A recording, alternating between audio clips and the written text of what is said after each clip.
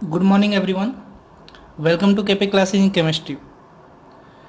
आज के इस एपिसोड में हम चैप्टर 1 को शुरू करने जा रहे हैं। हमारा चैप्टर 1 है some basic concepts of chemistry. तो सबसे पहले ये देखते हैं कि जो केमिस्ट्री है आखिर ये क्या है।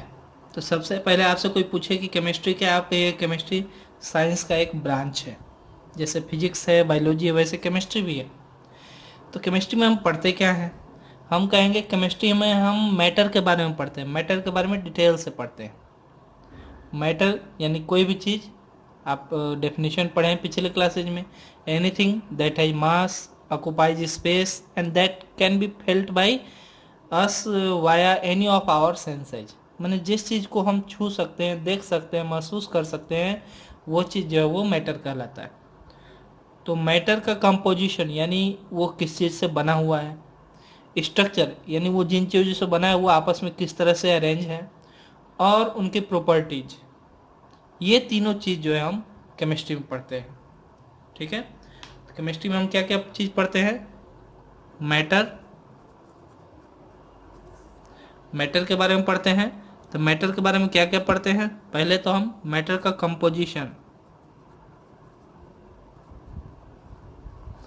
दूसरा मैटर का स्ट्रक्चर, और तीसरा जो है मैटर का प्रॉपर्टी। ये तीनों को पढ़ते हैं। अब कहे आपसे कोई कि केमिस्ट्री का इम्पोर्टेंस क्या है, तो एक्चुअली आज केमिस्ट्री के चलते ही आप एक तरह से कह सकते हैं कि इतने सारे ड्रग्स हैं। सबसे पहले इम्पोर्टेंस तो यही है कि इतने सारे ड्रग्स हैं कि पहले जो मोर्टेलिटी रेट था, जो मृत्यु दर था, पहले इतना ज़्यादा था। आज के डेट में देखिए उस हिसाब से मृत्यु दर जो है वो बहुत कम हुआ है। बहुत सारी ऐसी बीमारियां हैं जिनका इलाज खोजा जा सकता है, जिनका मेडिसिन बनाया गया, वो सब एक तरह से कि केमिस्ट्री की फील्ड से ही पॉसिबल हुआ है। ठीक है ना। आपकी बुक में अगर आप देखें पेज नंबर 1 पर लास्ट में देखिए लिखा हुआ है chemical principles are important in diverse area, functioning of brain. ठीक है ना। पहला क्या लिखा हुआ है? Functioning of brain. ब्रेन के फंक्शन को समझने के लिए हम क्या करते हैं? केमिकल इंसर्ट करते हैं हमारे बॉडी में, और उस केमिकल के द्वारा जो है उसके मॉलिक्यूल्स जहाँ जहाँ मूव करेंगे उस हिसाब से जो है हम जो है समझते हैं कि ब्रेन का फंक्शनिंग कैसे होता है। ठीक है ना। इसी तरह से इसके अलावा देखा जाए तो हमारे कंप्यूटर में जो भी पार्ट्स लगे हुए हैं, सिलिकॉन के चिप्स लगे हैं या जो भी चीज़ लगे हुए हैं, वो सब केमिस्ट्री से ही पॉसिबल हुआ है। ठीक है ना। एक तरह से कि कहिए कि कंप्यूटर जो बना हुआ है, कंप्यूटर जो बना हुआ है वो भी केमिस्ट्री से ही पॉसिबल है। ठीक है ना। हमारे चारों तरफ देखिए जितनी भी इंडस्ट्रीज हैं उनमें जो फर्टिलाइज़र मैन्युफैक्चर होता है वो फर्टिलाइज़र हो गया। इसके अलावा हम जो डेली यूज में सोप्स यूज करते हैं, साल्ट यूज करते हैं,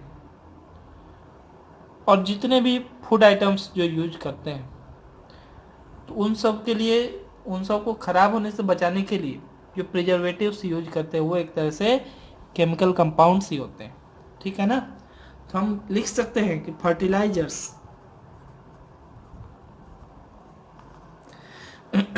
फर्टिलाइजर्स। इसके अलावा लिख सकते हैं soaps and detergents, soaps and detergents. ठीक है। इसके अलावा लिख सकते हैं salts.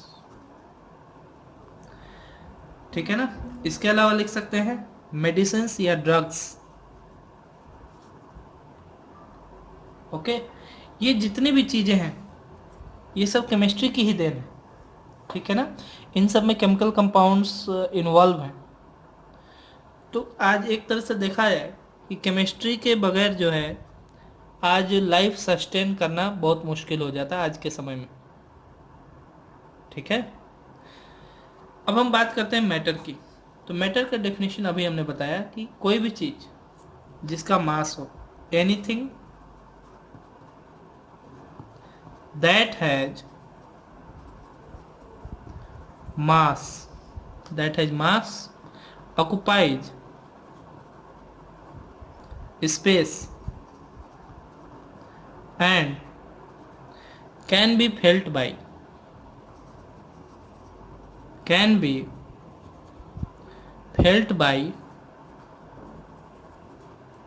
any one of our senses, हमारे किसी भी सेंस ऑर्गन के द्वारा उस चीज को फील किया जा सके। ये डेफिनेशन है मैटर का। मैटर को हमारे चारों तरफ जो भी चीज, इनफैक्ट जो हवा है वो भी मैटर ही है, ठीक है ना। यानी किसी चीज को हम अपने जो सेंस ऑर्गन्स है उनसे हम महसूस कर सके, फील कर सके, तो वो क्या होगा, वो मैटर कहलाएगा। मैटर को क्लासिफाई, अब तक हमने जो क्लासिफिकेशन, जो जनरल क्लासिफिकेशन, वो क्या है, हम कहते हैं solid, liquid and gas. Matter को क्लासिफाई करते हैं, हम कहते हैं एक जो हो गया वो हो गया सॉलिड, दूसरा हो गया लिक्विड, और तीसरा हो गया वो गैसेज। ये तीनों स्टेट्स ऑफ मैटर, ये तीनों क्या हैं, states of matter, states of matter. इनके अलावा भी दो और स्टेट है, एक को बोलते हैं प्लाज्मा स्टेट,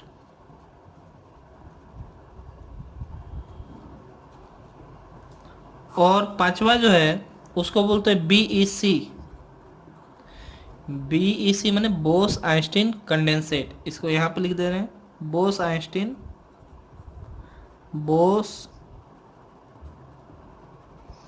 आइंस्टीन कंडेंसेट, ठीक है ना। ये वैज्ञानिकों के नाम है। बोस माने सत्येंद्र नाथ बोस, हमारे देश के ही वैज्ञानिक थे, फिजिक्स के क्षेत्र में इन्होंने बहुत योगदान दिया। दूसरा आइंस्टीन, अल्बर्ट आइंस्टीन, इनको आप लोग जानते ही होंगे, स्पेशल थ्योरी ऑफ रिलेटिविटी इन्होंने ही प्रपोज किया था। तो बोस आइंस्टीन कंडेंसेट ये पांचवा स्टेट ऑफ मैटर है। लेकिन हमारे केमिस्ट्री में हमको केवल इन्हीं तीनों के बारे में अभी आपको पढ़ना है। ये जो चौथा स्टेट है इसको और पांचवा स्टेट, इन दोनों को अभी हम डील नहीं करेंगे। तो अभी के लिए हम जब भी स्टेट्स ऑफ मैटर बोलेंगे तो हम solid, liquid and gases he consider करेंगे। प्रॉपर्टीज आप जानते ही हैं, सॉलिड में मॉलिक्यूल्स क्लोजली पैक्ड होते हैं, एकदम एक दूसरे से क्लोजली पैक्ड ऐसे रहेंगे, ठीक है ना। लिक्विड स्टेट में क्या होगा, यही मॉलिक्यूल्स जो है एक दूसरे से थोड़ा ज़्यादा इनमें डिस्टेंस हो जाता है, और गैसेस स्टेट में मैक्सिमम डिस्टेंस हो जाता है, इस तरह से, ठीक है ना। तो सॉलिड्स के केस में मॉलिक्यूल्स आर क्लोजली पैक्ड, तो ये मॉलिक्यूल जितने ही एक दूसरे के पास आते हैं उतना ही इनके बीच में फोर्स ऑफ अट्रैक्शन जो है वो बढ़ता है, सरफेस फोर्स ऑफ अट्रैक्शन, जिसको कि वान डर वाल फोर्स बोलते हैं, ठीक है ना। तो उसी को अगर मैं इंटरमोलिकुलर फोर्स रेफर करूं, इंटरमोलिकुलर माने दो मॉलिक्यूल के बीच का फोर्स, तो हम लिखेंगे कि इंटरमोलिकुलर फोर्स ऑफ अट्रैक्शन जो है वो मैक्सिमम है, किसमें, सॉलिड्स में। Intermolecular force of attraction, intermolecular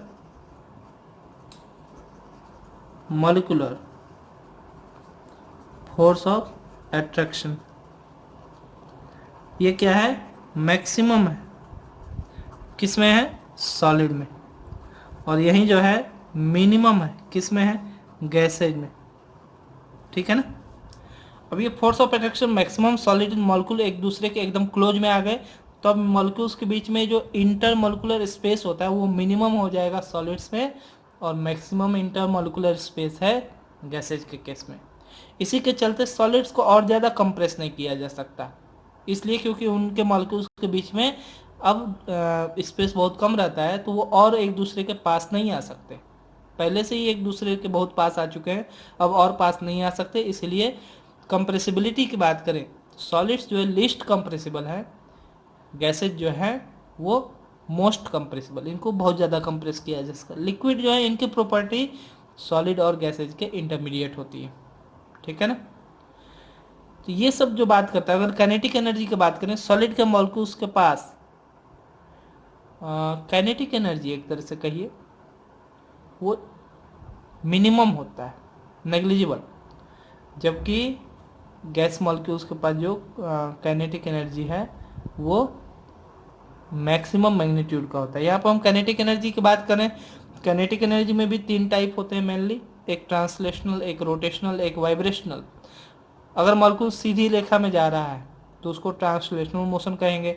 अगर मॉलिक्यूल अपने एक्सिस पर रोटेट कर रहा है, घूम रहा है, तो उसको रोटेशनल मोशन बोलेंगे। अगर molecule to and fro motion में है, वाइब्रेट कर रहा है, तो उसको वाइब्रेशनल मोशन कहेंगे। तो इनके ये जो 3 तरह के मोशन है, इनके करस्पॉन्डिंग 3 काइनेटिक एनर्जी भी हो जाती है।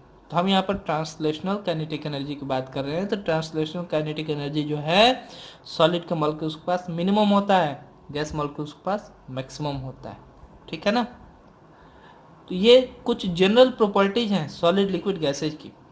सॉलिड से लिक्विड या गैस में बदला जा सकता है, लिक्विड में कोई कंपाउंड है उसको सॉलिड या गैस में बदला जा सकता है, गैसेस स्टेट में कोई कंपाउंड है उसको लिक्विड या सॉलिड स्टेट में कन्वर्ट किया जा सकता है, बदला जा सकता है। इसके लिए करना कुछ नहीं, टेम्परेचर और प्रेशर को चेंज करते हैं। ठीक है ना। टेम्परेचर चेंज करना माने टेम्परेचर को बढ़ाएंगे यानी हीट करेंगे। हीट करने से आप जानते हैं कोई भी चीज़ सॉलिड स्टेट में हीट करेंगे तो मेल्ट करेगा, तो लिक्विड स्टेट में आएगा। और ज़्यादा हीट करेंगे तो वो फिर वेपर में बदल के गैसेस स्टेट में आ जाएगा। ठीक है। और यही उल्टा करें, अगर टेम्परेचर डाउन करें तो गैसेस स्टेट में कोई चीज़ है वो लिक्विड स्टेट में आएगा, लिक्विड से सॉलिड स्टेट में आएगा। ठीक है। इसके साथ साथ प्रेशर की भी बात आती है।